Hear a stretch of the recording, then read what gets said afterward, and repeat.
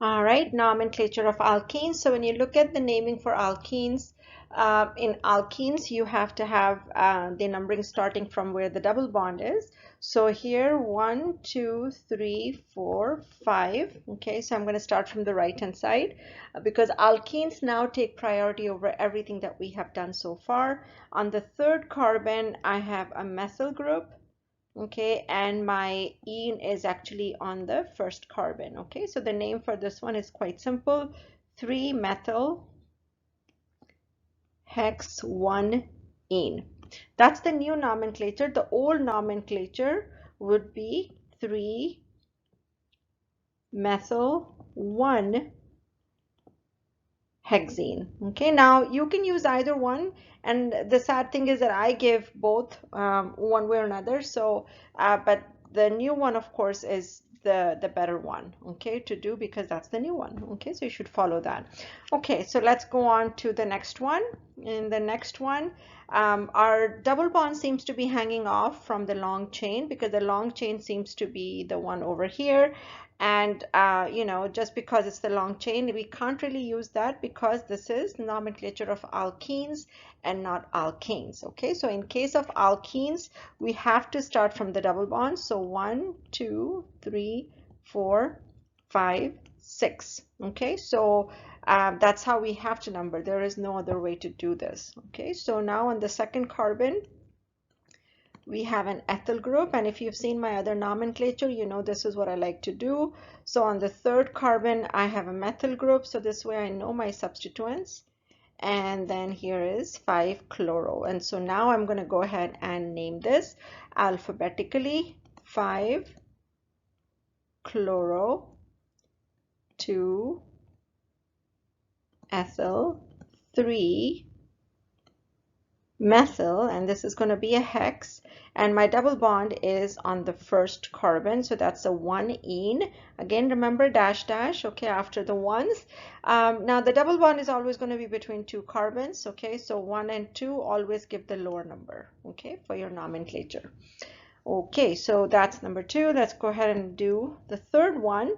In the third one, my double bond is in the middle, so I have to see which end it is closer to, because I have to give lower numbers. Okay, so 1, 2, 3, 4, 5. It's closer to on the left side. Okay, so I'm going to start numbering from there. So on the second one, I have a bromine, so 2 bromo and 3 methyl.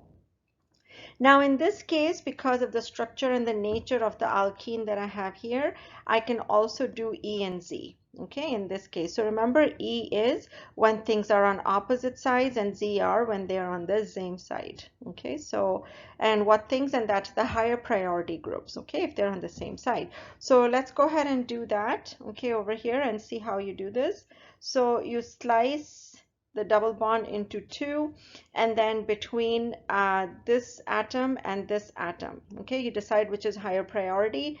And here you have, on the one, you have a carbon, and then here you have a Br. So Br is higher in priority because it's a higher atomic number.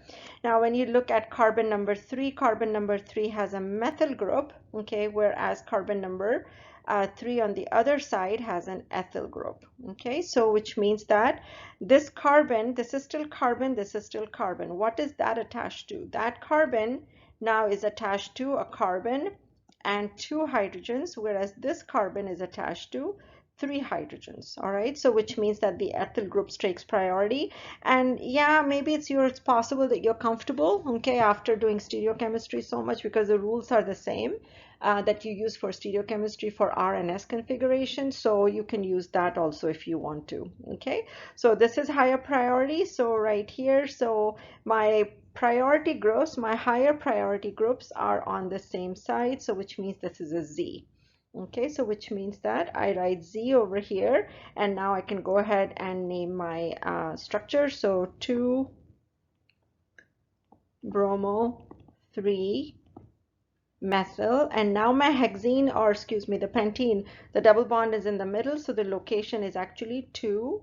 So 2, or I should say pent 2 ene. Okay, so not the 2 before. I was using the old system, so 2-pentene I would have done, or pen-2-ene. Okay, so that's how you would name this one.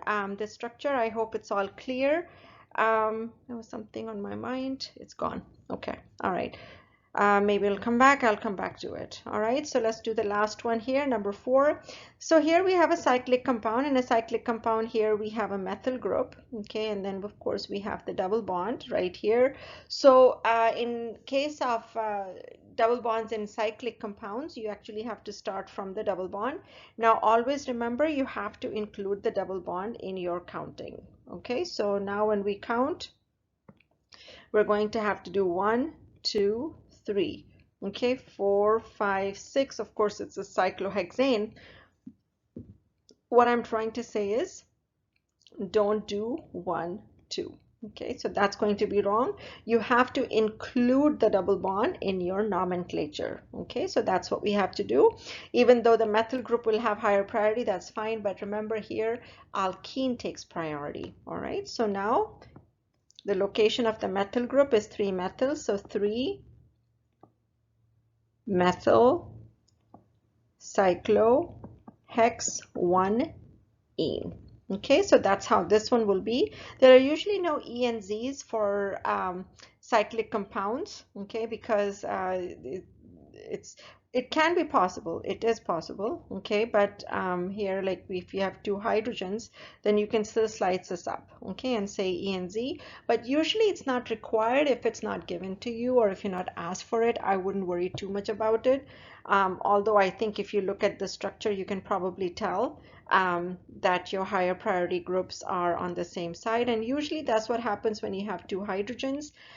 If we didn't have hydrogens here, and maybe if we had chlorines or bromines, then we would have an E and Z. But if you have both hydrogens over here, then it's definitely going to be Z all the time. Okay, and so generally you don't have to write it. If you want, you can write cis, because in case of hydrogens, you do have the cis, but again, in double bonds, it's not really a requirement. Okay, so don't stress too much about that.